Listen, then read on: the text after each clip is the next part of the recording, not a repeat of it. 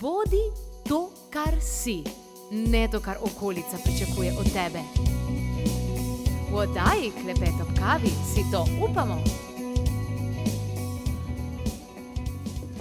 Hvaležno pozdravljeni, dobrodošli. Danes bomo govorili o smoli. Ja, pravzaprav natančneje o dveh krasnih, čudovitih smolah, smoli sibirske cedre in smoli altajski, gorski smoli, ki je tudi zelo izjemna in v oddaji Klepet ob kavi ste o njo večkrat slišali in tudi tisti, ki že uporabljate, veste, da zraven dobite tudi različne recepture in potem, ja, moram reči, da je vprašanje kar na mesto, kako lahko ima ena stvar, ki stane 30 evrov, tako krasne, izjemne sposobnosti, tašno moč, da se reče, in tako široko uporabo. No, ja, več kot očitno to obstaja in temu sta zaslužni torej Mumija in Živica v drugih imenih. V moji družbi pa je danes Marijana Kolman. Lepo pozdravljena, dobrodošla. Pozdravljena. Smola je zdravilna, je blagodejna, ampak pa rečemo, da ima nekdo smolo, pa to pomeni, da mu nič kaj pride se ne dogaja v življenju. Kako je zdaj s tem? Nekaj slabega, ne? Ja. Pravzaprav bi mogel človek reči, imam smolo in pri tem biti zelo srečen, ker če imaš smolo, Živico, Mumijo, pa tudi to je smola, ne? Si lahko srečen. Si lahko srečen? Ja, ne, ampak v pogovornem jeziku imeti smolo ima prav zanimiv izvor. V Sloveniji se je ta izraz uveljavil v 18. stoletju za časa Avstro-Ogrske, ko so slovenski študentje seveda študirali po univerzah Graz, Dunaj, München in tako dalje. In od tam, če so padali na izpitu, prinesli izraz peh haben, po nemško, pomeni smolo imeti. Nemci uporabljajo ta izraz, ki reflektira na izkušnjo človeka v peklu. Ne? Kaj grozi grešnikom v peklu? Jih kuhajo v ogromnih kotlih z vročo smolo ali žveplom. Ne? In smola, piks latinsko, pa potem nemško peh, je povezana z peklenskim okoljem tam. Če bi bila temperatura malo nižja v tistih peklenskih kotlih, ne, da bi bila smola samo topla, bi bil to zdravilni tretma. Tako se je pa pač ohranili. Imeti smolo pomeni, da ti čisto nič ne gre oziroma da ti gre vse narobe. Imeti smolo v svoji domači lekarni pa pomeni imeti čudovitega naravnega pomočnika za preventivo in tudi pri določenih zdravstvenih težavah. Poznamo rastlinske pa mineralne smole. Kako v bistvu nastanejo? Mineralne smole nastanejo pač mimo živih organizmov, recimo, ker je zagonetka o nastajanju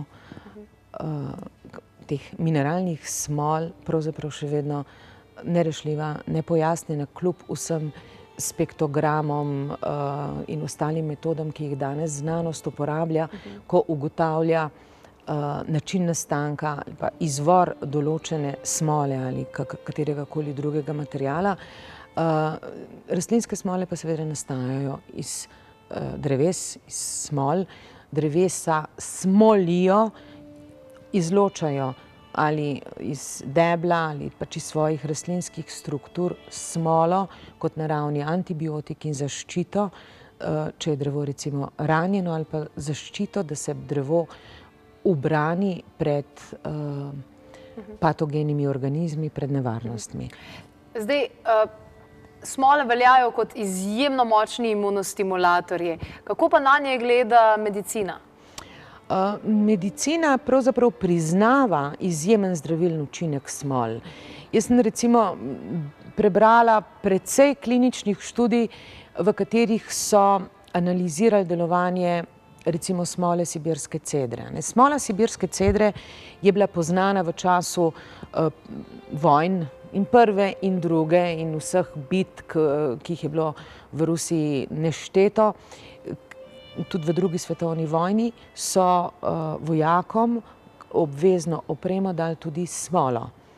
Sibirske cedre ali borovo smolo, glede na to, kje so pač živeli, ker je bil to odličen, ali za mazilo, predvsem odličen antiseptik, celo gangreno so pozdravili z njo in seveda iz izkušenj v zgodovini živice in mumije je potem znanost, medicina, tudi farmacija kasneje, pri jantarjevi kislini, želela najti razlago, zakaj neka tako preprosta stvar, kot je smola, ki jo cedi drevo, ali pa smola, ki jo najdejo v teh kamnitih razpokah v visokogorju Altaja, tako zdravi, zakaj ima tak širok spekter, skoraj panaceja učinek.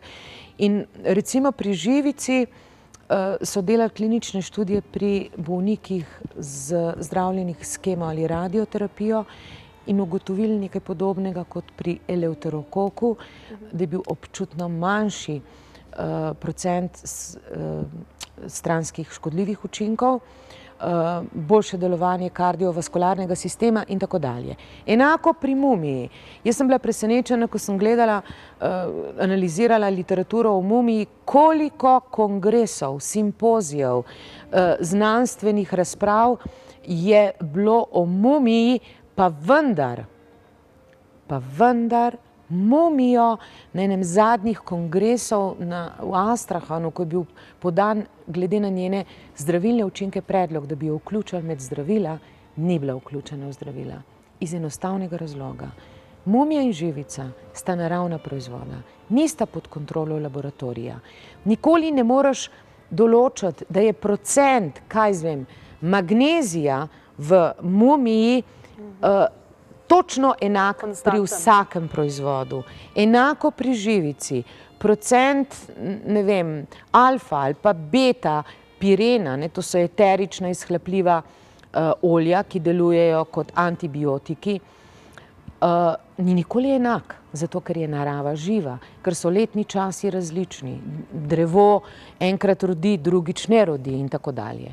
To je bil razlog. To pomeni nekontrolirano poreklo in v takem primeru proizvod ne more biti vključen med zdravila.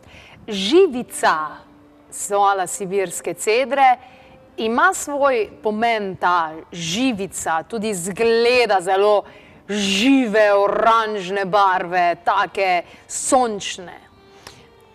V Slovani imamo eno specifiko v jeziku. Mnogo besed ima pomen bistva nekega proizvoda ali rastline ali karkoli. Zlasti v ruščini jaz opažam, ime živica ima koren živ. In Rusi pravijo živica, zaživljajet rane. To pomeni celi rane, ampak zaživljajet, kot da bi jih oživljala. Rane zaceli.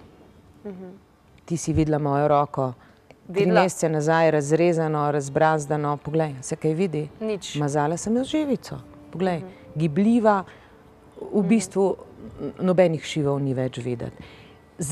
To pomeni, da zaživi rane, zaceli rane, obnovi tkivo in tako dalje. In enako kot na koži opazimo učinek živice, znotraj ga seveda ne moramo opaziti, razen pri določenih zdravstvenih težavah, boljše počutje in tako naprej. Ampak tista čarobna kapljica živice pod jezik tik pred spanjem dela čudeže. Zakaj? Ker je naravna potenca.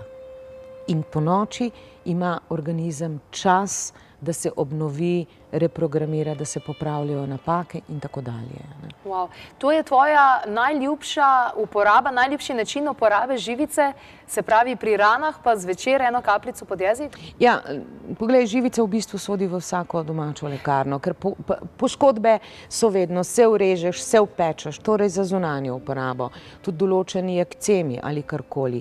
Za notranjo uporabo so pa seveda določena priporočila, lahko jo mešamo, ker ta je 70%. To je treba mešati z oljem in praktično eno stekleničko živice in povprečna družina porabi v enem letu, če ker jo zmešaš. To je res poceni stvar, zelo dostopno vsem. Koncentrat je, ne, in tista kapljica pod jezik, ne, je pa, jaz sem se navadila, veš, nekega protokola, ki sem se ga priučila vsa leta, odkar hodim v Sibirijo.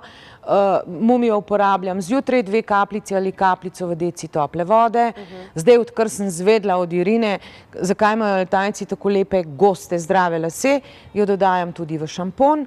Mumija se uporablja tudi pri ranah, zlasti, kadar je velika nevarnost, da bi prišlo do vnetja, ker je najmočnejši antiseptik, ne, z antimikrobnim delovanjem. Sicer pa tako, ko se vpelješ v ta protokol, to pač kar uporabljaš. Živiš pravzaprav s tem. Tale stvar je me rešila na poti po Avstraliji in moram reči, da po teh tvojih recepturah tudi sama to uporabljam, ampak še najbolj me je pa navdušila receptura živica pod nos. Ja, živica pod nos se priporoča pravzaprav predvsem v obdobjih, v tistih letnih časih, ko je veliko viroz. To pomeni jesen, zima, pomlad, tudi pomlad, pomladi tudi seneni nahodi. In saj najbolj enostavno ti je dati na prst malo živice in si pod nosom malo to vnesti noter v nosnice. Za približno 70% onemogoči vdor virusov v respiratorni sistem. Ker virusi obožujejo mast, hrano. To je hrana. In seveda ti hlapljivi alfa pa beta liptidi pa fitoncidi odganjajo viruse, se zato drevo izloči, se smoli. Jaz zdaj, ko pišem 3. knjigo drevesa, o sadnih drevesih, se čudim, kako zdravilna je smola bresku tudi. A jo kdo nabira? Ne. Ja. Tudi ime mumija ima poseben pomen. Ja, tako malo reflektira na egipčanske mumije, ampak prav za to gre. Ohranjanje pri življenju bi lahko bil en tak opisen prevod, ker same besede mumija ne moreš prevesti. Ampak opisno gre pa za to, da ti, ko so recimo balzamirali ali konzervirali telesa, se tudi altajska princesa je bila premazana za mumijo, ohranjaš, preprečiš razpadanje, ker ima močno antimikrobno delovanje. Pri mumiji in njeni številni uporabi, sama jo uporabljam za obraz, seveda, kot tudi vse moje televizijske prijateljice, ker kamere, luči in maska naredijo veliko škode. In poleg te uporabe, ob uporabi 1 kapljica, solzica zjutraj, imaš takole 30-evrsko skodelico za 500 dni. Ja, pri tej uporabi. Seveda, če uporabljaš tudi zunanje, ali pa jaz vidim zelo veliko je poškodb gležnjev, pa artritisa, pa revma, pa tako naprej. Potem je seveda potem treba ne samo piti mumijo, pa bi jo imel, če bi pil tisto kapljico za celo leto, ampak je treba tudi malo namazati. Idealno je, da si enostavno namažeš, pustiš na zraku, da se posuši, prekriješ z gazo, poviješ in pustiš čez noč. Eden od naših gledalcev nam je pisal, da si je nabavil tole mumijo, ampak da je tako trda, da ne more nič z njo delati. Ja, to je pač tako, ni razredčena z vodo. Imaš mumije, ki so v tabletkah, to pomeni suha snov, imaš mumije, ki so razredčene z vodo ali z oljem in imaš mumije, ki so take, kot so prišle z narave, samo prečiščene, ki so pa tako trde. In enostavno pri tako trdi mumiji je treba mogoče vzeti kakšno bolj ostro stvar ali noževo konico, da zajameš to iz lončka in potem raztopiš. Jaz to enostavno naredim z eno malo žličko, srebrno, ki jo imam, malo postrgam za količino kapljice ali 2 te mumije in dam v kozarec tople vode, pustim 5 minut, da se lepo razpusti in je to to. Mumija je pravzaprav tudi precej raziskana, bom rekla, bolj opazovana stvar in o tem imamo za naše gledalce in gledalke tudi pripravljen en posnetek, kjer boste videli, kako zelo je bila mumija že pod drobnogledom. Prvi, ki je sistematično opisal zdravilne učinke mumije, je bil Aristotel. In to že v 4. stoletju pred našim štetjem. V starih zapisih se pogosto pojavlja trditev, da samo mumija rešuje od smrti, torej ta skalna smola. Trditev je tako spodbudila številne znanstvenike k proučevanju te skrivnostnosti njenega delovanja. In eden izmed prvih raziskovalcev delovanja te mumije oziroma skalne smole je bil profesor dr. A.M. Šašikov, direktor Uzbekeškega znanstveno-raziskovalnega inštituta za travmatologijo in ortopedijo.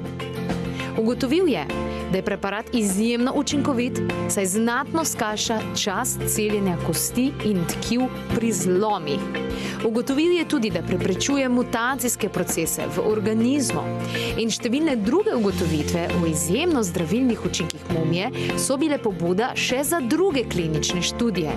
Tako je dr. Abdurahmanov pričel s raziskavami, s študijami pri kostnih zlomih, želodčnih razjedah, radikulitusu, opeklinah, trofičnih razjedah in notranjih boleznih. Leta 1970 so z mumijo oziroma smolo, altajsko smolo, pričeli zdraviti tudi tromboflebitis globokih ven z odmerkom 0,3 grama dnevno skozi 10 dni.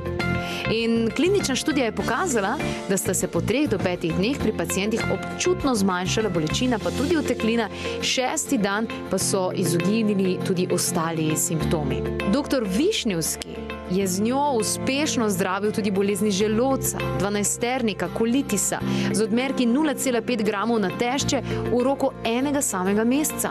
In leta 1972 je na Pjatigorskem inštitutu potekal drugi simpozij o mumiji, na katerem so bile predstavljene številne znanstvene študije o zdravljenju bolezni perifernega živčnega sistema in boleznih, ki so posledica možganskih okvar. Uzbekistansko ministrstvo za zdravje je potem leta 1978 organiziralo tretji simpozij o mumiji, na katerem pa so razpravljali o vprašanju vključitve mumije med ostala zdravila. Predstavljena je bila vrsta različnih dokazov o izjemnih delovanjih, o izjemnih lastnostih, vendar se je znanost ob dejstvo, da sta izvor in nastanek mumije znanstveno neizsledljiva ali celo čudežna, odločila, da zaradi nedoločljive sestave in izvora mumijo ne bodo uvrstili med zdravila.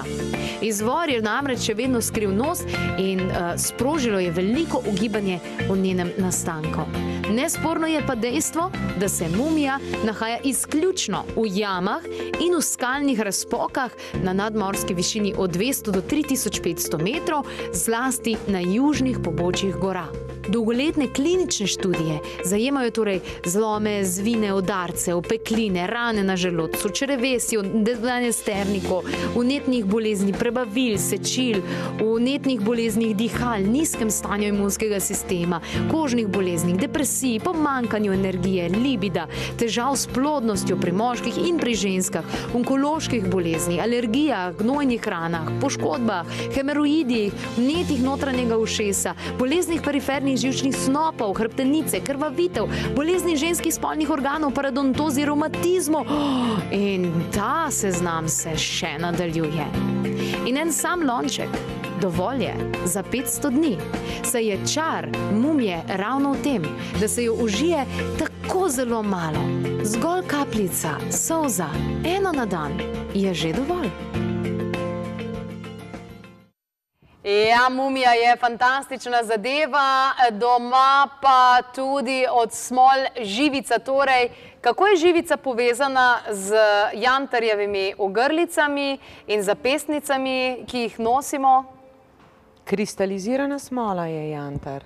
Enak izvor, to pomeni smola iglavcev, ki je v fazi polimerizacije pač pod zemljo ali pod morjem v milijonih let, po vsej verjetnosti, spremenila svoje agregatno stanje, lahko temu rečemo, in je postala kamen. Tole ženske nosijo z različnih razlogov, poleti pa predvsem zaradi klopov, da zadeva odganja klope. Ampak ena gospa je pa vseeno potožila, da je enega ali dva klopa pa vseeno dobila. Ja, koliko bi jih pa, če ne bi imela tega, letos je bilo ogromno klopov. Jaz sem tudi mojemu psu dala ovratnico, ampak to ni edini učinek, je proti tudi komarjem in tako dalje. Pri jantarju je najpomembnejša seveda jantarjeva kislina, to je sestavina, za katero je Robert Koch dobil Nobelovo nagrado in jo tudi najbolj raziskal in ki ima seveda veliko širše delovanje kot samo proti klopom.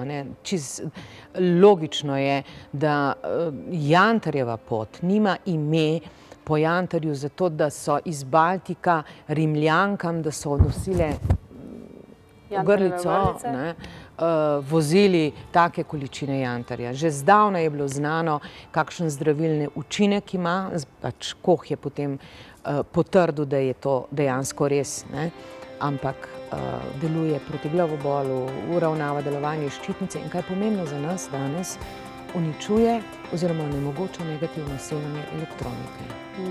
Wow, to je pa zelo pomemben podatek. Takole, spoštovani gledalci in gledalke, toliko danes o smolah in premislite, kako dobro ali slabo je pravzaprav imeti smolo v takem ali drugačnem smislu. Kakšna informacija dodatna pa na 02 6200 230, tako Živica kot Mumija sta na voljo po zares dostopni ceni in zraven dobite tudi knjižico Sibirska fitomedicina, ki je pravzaprav polna receptov, tako da boste točno vedeli, kdaj, kako in na kakšen način pristopiti pri kateri težavi. In knjižico Sibirska fitomedicina zraven prejmete povsem brezplačno. 02 6200 230.